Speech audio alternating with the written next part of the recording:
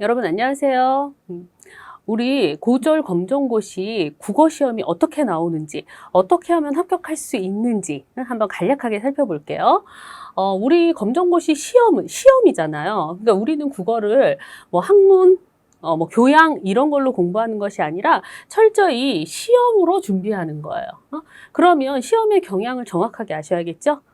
그리고 시험에 나오는 용어들 를 파악하셔야 돼요. 그리고 국어시험에, 검정고시, 고졸 검정고시의 국어시험의 범위가 어떻게 출제되는지 명확히 아셔야 돼요. 그래서 특히 기출문제를 분석하시면서 내가 이 기출문제의 정답을 맞히느냐, 틀렸느냐, 이게 중요한 게 아니라 문제의 범위, 그리고 문제의 의도가 어떤 측면에서 출제되는지 명확히 학습하는 연습을 하셔야 돼요. 그래서 반드시 기본 이론서의 학습 후 기출문제를 통해서 이렇게 출제의 범위와 경향을 파악하는 것이 굉장히 중요합니다. 그래서 국어는 여러분 범위가 이렇게 정해져 있거든요. 화법에서 보통 2문제, 작문에서 2문제, 문법에서 4문제 이렇게 출제가 되는데 화법은 주로 많이 나오는 게 대화의 원리, 여기에 협력의 원리와 공손성의 원리는 거의 매해 빠지지 않고 출제가 되기 때문에 반드시 학습하셔야 돼요. 내가 지금 협력의 원리 이렇게 얘기했을 때 여러분 머릿속에 뭐 양의 경률, 질의 경률, 관련성의 경률 이렇게 떠오르셔야 돼. 그 다음에 공손성의 원리다. 그럼 뭐야? 뭐 겸양의 경률, 관용의 경률, 칭찬의 경률 이런 거 있었지?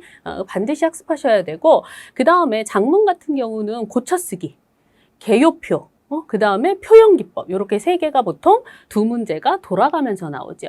아마 고쳐쓰기는 반드시 항상 출제되는 거고 나머지 한 문제가 개요표가 출제될 수도 있고 표현하기 문제가 출제될 수도 있고 그래요. 그 다음에 문법 같은 경우는 의문의 변동, 그 다음에 어문 규정에서 한글 맞춤법, 표준 발음법, 그 다음에 문법 요소에서 뭐 높임법, 시간 표현 혹은 피동사동 이런 것들이 돌아가면서 출제가 되고 그 다음에 보통 고전 문법이 한 문제가 꼭 출제가 되죠. 그래서 중세국어의 특징과 관련되는 거 학습하시면 돼요. 이렇게 하면 화법, 작문, 문법 같은 경우는 어때? 다 맞을 수 있어요. 왜냐하면 범위가 딱 필수 학습 내용이 정해져 있기 때문에. 그 다음에 문학은 11문제 정도가 출제가 되고 그 다음에 마지막에 이제 독서가 6문제 정도 출제가 되죠. 그래서 모두 25문제가 출제가 되는 거고 문학 같은 경우는 현대문학, 고전문학, 그 다음에 현대시, 현대소설, 고전시가, 그 다음에 고전소설 이렇게 전 영역에 걸쳐서 골고루 출제가 돼요. 근데 고전시가 같은 경우는 특히 교과서에 수록된 주요 작품의 해석, 내용 숙지하셔야 되고 현대시나 현대소설 같은 경우는 범위가 좀 넓잖아요. 작품 수가 많으니까. 그렇다라고 할지라도 기출문제에 출제됐던 작품들 중심으로 내용을 이해하고 계셔야 돼요. 그러면 여기서 기출문제에 주로 출제됐던 작품들, 교과서에 수록됐던 문학 작품들은 해커스 검정고시 국어 기본이론서 기본서에 다 수록돼 있거든요. 그러니까 기본서의 내용만 잘 보시면 돼요.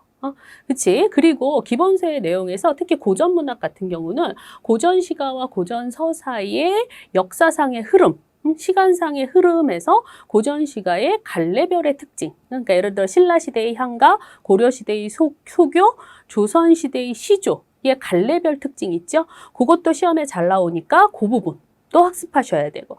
네, 마지막으로 독서 같은 경우는 독서의 과정과 방법이라고 해서 독서의 과정, 읽기 전의 활동, 읽기 중 활동, 읽기 후 활동이라든가 아니면 독서의 방법, 뭐 사실적 독해, 추론적 독해, 비판적 독해의 특징 학습하시면 되고 그 다음에 여기 내용 전개 방법이란 건 뭐예요?